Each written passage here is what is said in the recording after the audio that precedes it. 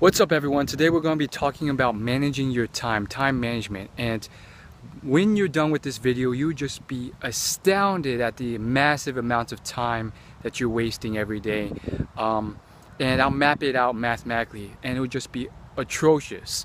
So I'm reading this book. It's called The 10X Rule by Grant Cardone. He is someone who's made around $100 million in selling. And what's interesting about him is the fact that he hated his job of selling, but eventually what he decided to do was stop playing the victim card and embraced his job, and he decided to become the best that he could be at selling, which is what he did. And over the course of many years, he earned a lot of money through selling.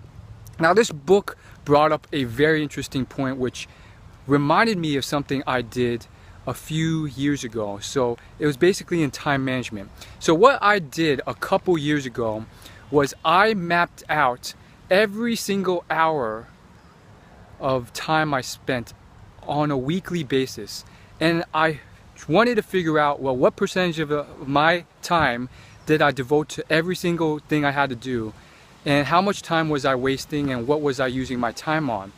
And I really encourage you to mathematically map this out, because I was just disgusted. And here's the thing, it made me realize that I was shooting way below the belt, and I still am. You know, I've sort of regressed back into that, so I'm trying to get rid of that habit. But you will be astounded, even if you're working a 40-hour week, that's nothing. You're probably shooting way below the belt. Now, this doesn't mean that you work more. That doesn't mean you put on a 60 to 80-hour work week schedule. It oftentimes means doing what's necessary and important, and realizing the amount of time you're wasting and cutting back on that. And also understanding that pure activity doesn't necessarily mean you're being busy. It often means you're just doing stuff to do stuff.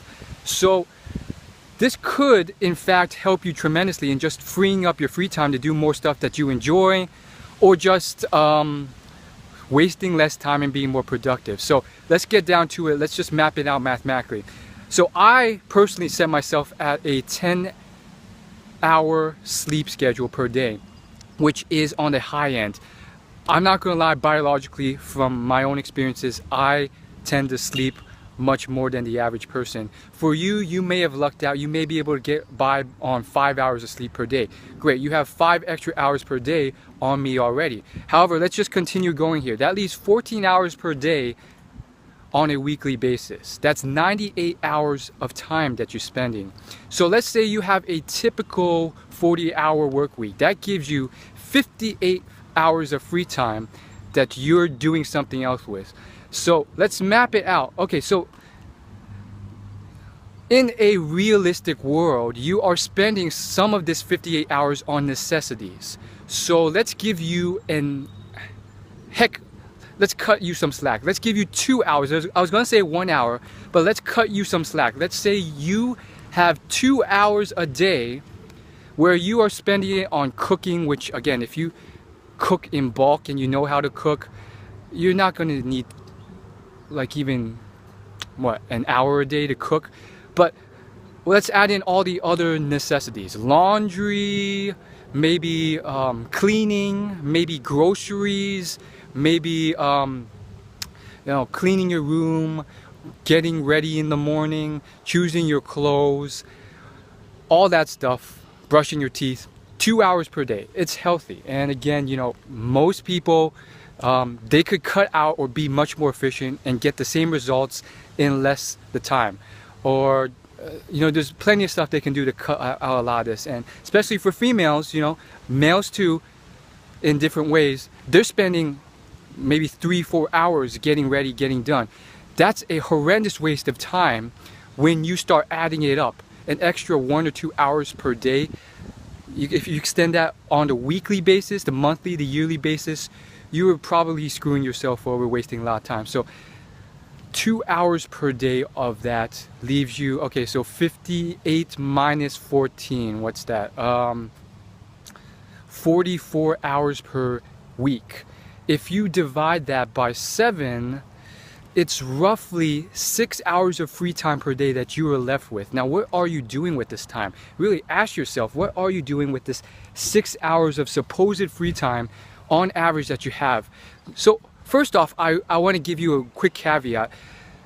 The weekends are really where all the free time is. So on average is different from what realistically what's happening.